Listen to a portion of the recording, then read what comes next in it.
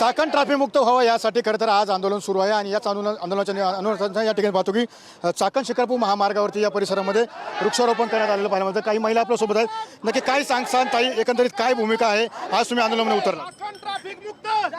एवढे खड्डे झालेत ना रोडला की कल्पनाच्या बाहेर, लोकांचा जीव सुद्धा त्याच्यात गेलेला आहे। आणि आमच्या दादांनी जे आंदोलन उभं केलंय ना ते अगदी योग्य आहे, त्यांचा आम्हाला आमचा पूर्ण पाठिंबा आहे त्यांना। नक्की काय भावना आहे आज तुम्ही वृक्षारोपण केले?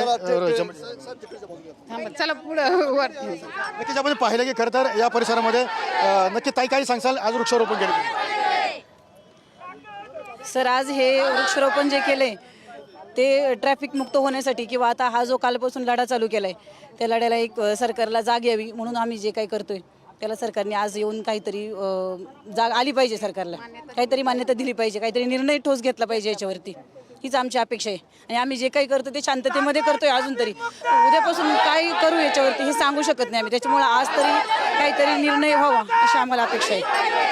नक्की म्हणजे आपण पाहिलं की खरं तर सरकारला जाग आली पाहिजे, कारण की चाकणची औद्योगिक वसाहत आहे, त्या औद्योगिक वसाहतीमध्ये मोठ्या प्रमाणावर खड्डे पडत, मोठ्या वाहतूक कोंडीचा सामना अनेक नागरिकांना आणि या येथील कामगारांना करावा लागतो। त्यासोबत या ठिकाणी खड्ड्यांमुळे मोठ्या प्रमाणामध्ये अपघात झालेत आणि अपघातामध्ये सुमारे 500पेक्षा जास्त लोकांचा बळी गेला आहे। याला जबाबदार कोण यासाठी खरं तर हे आंदोलन सुरू आहे।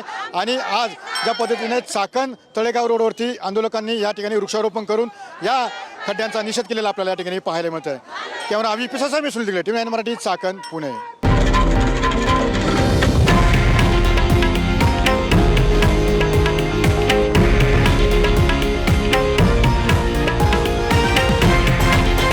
हे आहे देशातील नंबर 1 न्यूज नेटवर्क आणि आपण पाहत आहात TV9 मराठी, एकमेव।